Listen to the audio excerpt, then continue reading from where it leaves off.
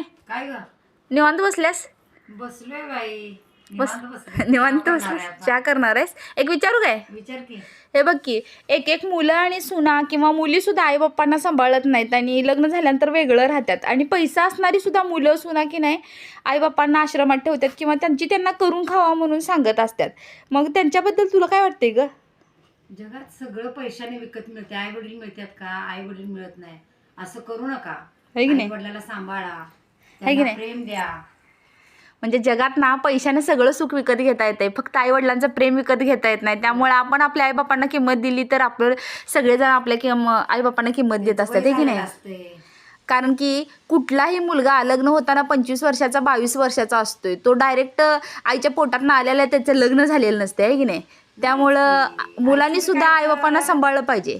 आई वडिलाचं काहीतरी स्वप्न असतंय ना त्या मुलासाठी किंवा मुलीसाठी. आणि आई बाप्पांच्या तोंडाबद्दल काय? असू दे, तिने वय झालेलं असते त्यांचं, समजून घ्यायचं त्यांना.